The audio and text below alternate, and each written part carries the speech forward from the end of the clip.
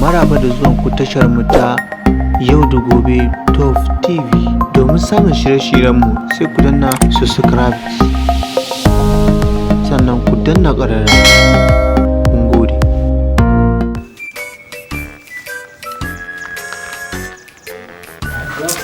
Garin nan fa ya cuta, an yi rigima da yarinyar nan ta, amma yanzu gaskiya dole ta samu ta. To ai ka kwantar da hankalin ka, ai ba sa A ba abokina to da wata Allah ya kawo. Ban zai ka bada dama ka ko a bari in je. Kana so Oke, da Allah idan na je, idan ka komai sai tilin, da Allah ka taba ni awa. abokina Allah ya bada sa'a, an ba ku kakka mata aiki.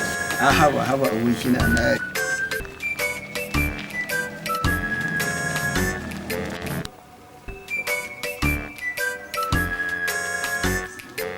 Oke, salamu alaikum, sannin ki fa. Yauwa ya kake? Lafiya lawalla ya gida. Ya ayyukan? Alhamdulillah.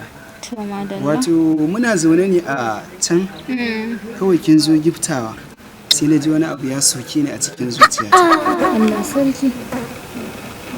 To yanzu dai ya aka yi? Gudun wanda kira mutu. Da Allah in ba da ko zan iya samun nan ki. Ok. Gashi kuma bani da waya. Aha ba ke ma dai zance kike, kin san ba zan taɓa yadda ba, kamar ki babbar yarinya ki ce ba ki da waya, ai kin san ba zan yadda ba.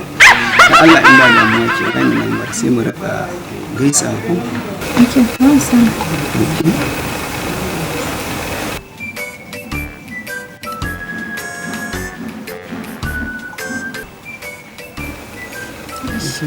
Yauwa na gode.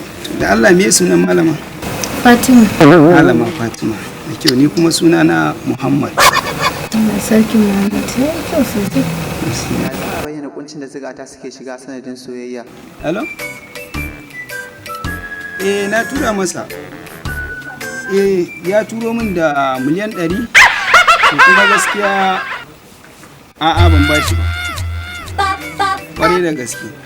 Akwai ya bani riban miliyan 2. To sakamakon kaga relation din da yake tsakanina da kai na ki sayan masa, amma in ba damuwa kai ka turo da kuɗi, ni na haƙura da riba kawai ka rike.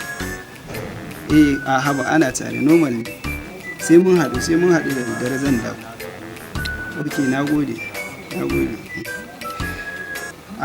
Malama Fatima, zan baki kuɗin mota ko?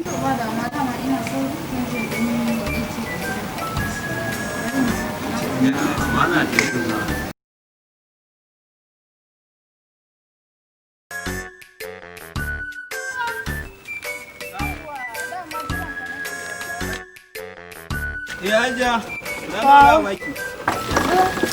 A bani guda hudu. To guda hudu? Bismillah. Kai? Muhammad?